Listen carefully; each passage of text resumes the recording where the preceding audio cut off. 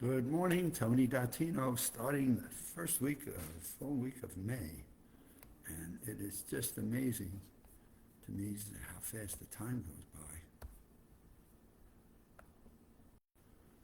and how quickly January, February, March, and April have gone by and we're into May. And I'm keeping up with my reading, so my goodness, as you can tell, I'm a little bit out of order this morning, but I did want to pick up an article I was reading last week that I did on Friday, first part, which is on emotional awareness eases pain.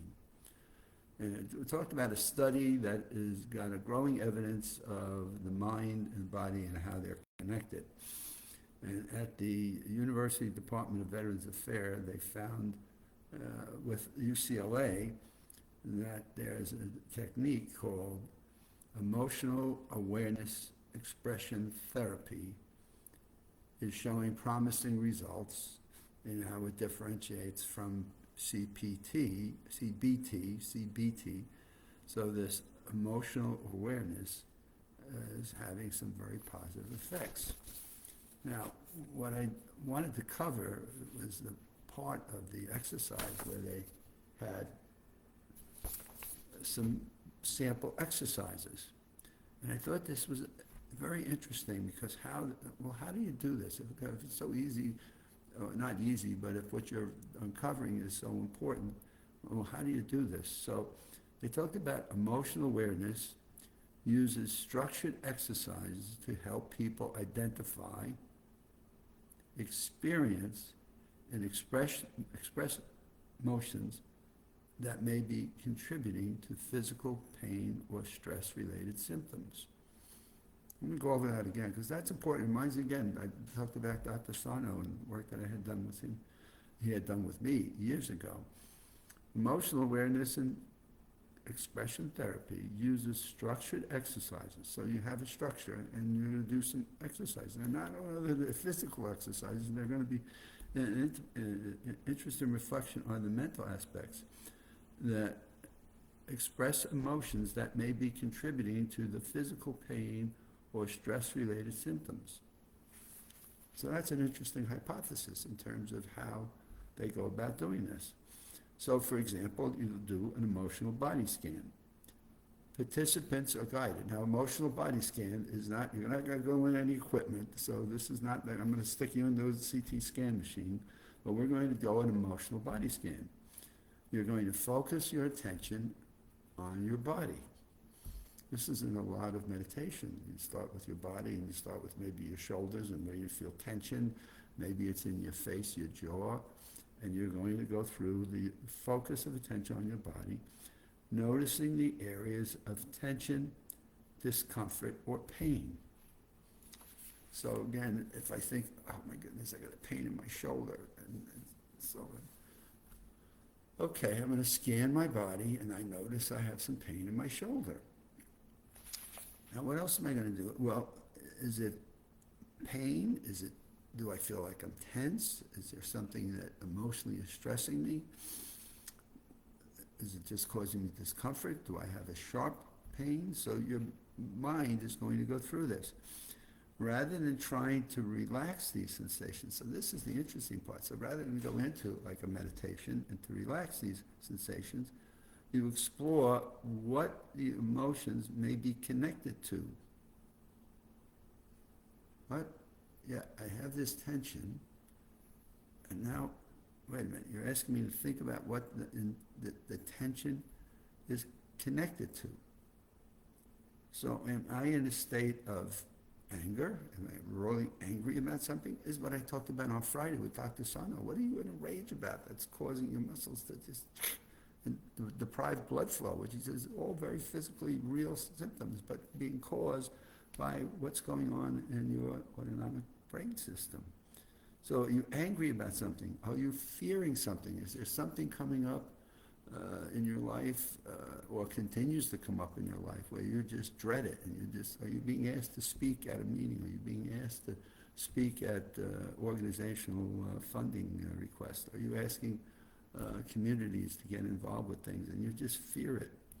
Are you sad about something? Is there something that has just got you so sad and you're just wishing like, life shouldn't happen this way. We really should be doing these things in a different light. So I'm either angry, I'm fearing something, or I'm sad, or I feel guilt. And there's something I did that I just feel terrible about, and I wish I hadn't done it.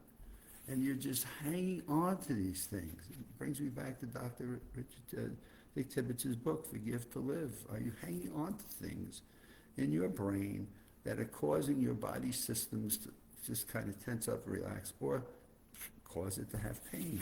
So the whole concept here is really how your emotions trigger pain in your muscle groups, in your shoulders, your lower back, maybe your butt.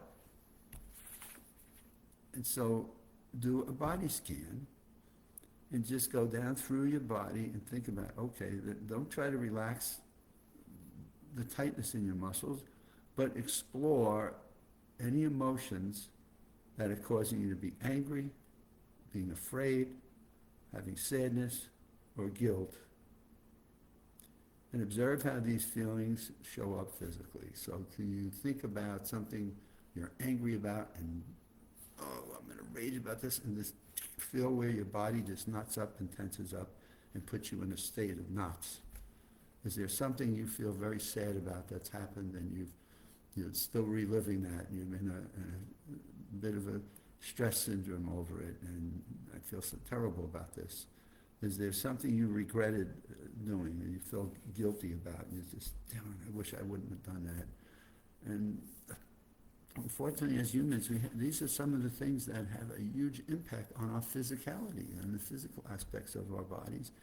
And the science is just not giving us enough of, so how do we take those things and reflect on the things that it causes to happen in our bodies and not let it create pain, which is our retribution. It's what we pay for it, meaning I'm paying for it in pains. I'm going to be so painful, this guilt or sadness or fear that I have. If I have a fear of something, my goodness, this pain will keep me away from having to deal with it. So emotional body scan is that one. And then let's go through emotional expression through words. Once emotions are identified, practice expressing them out loud or in writing. So once you begin to identify things you may be angry about, something that you are fearing, something you feel guilty about, verbalize it. And I feel guilty about something I did with one of my children. And I feel so guilty about that, and they're not letting me make it up to them. They're not letting me repent for it. Is there something you did at work?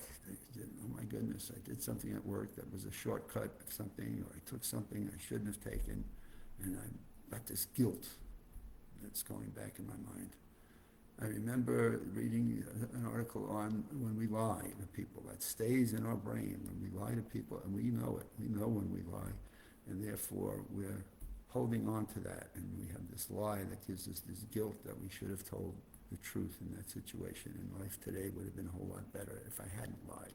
So it's this expression of verbalizing or writing down some of these things, and if you're writing down, make sure you're putting it in a safe place where it just sits there for you to be able to have access to it. This includes speaking directly to an imagined person involved in a stressful, traumatic experience, or naming feelings that were previously avoided or suppressed. So you went through a situation by, I'm going to tough this out, and now it's like, no, I really didn't tough it out. I told people not to worry. It's okay. And then when I walked away, it really wasn't okay. So we're emotional expression through words. So now we're going to address those things and we're going to speak them out.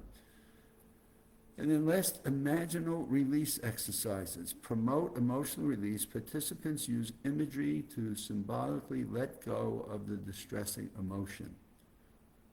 Imagine yourself, you have this terrible memory, and now you've got a fishing pole, and at the end of the line is this memory of what you're holding on to, and you're going to cast it out into the ocean.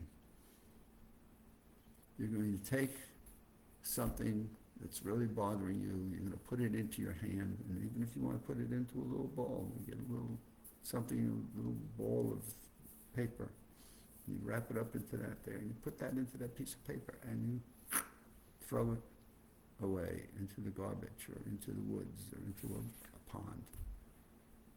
And so what you're doing now is taking things and you're reinforcing a sense of completion and release. The hardest thing, as I learned from Dr. Tibbetts, is forgive to live. Let it go.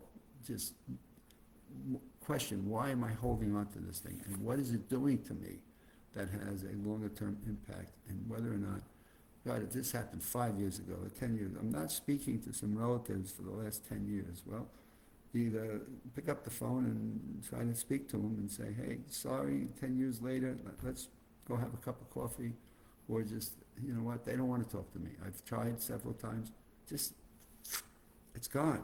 I threw it off my back, and I'm no longer going to carry it with me. Try some of these things. I think between the Friday Live with Tony and this one on what emotions, emotional awareness can do, as the evidence shows that the mind and body are connected, and it's clearly the brain up here and the emotions are feeling are impacting our physicality.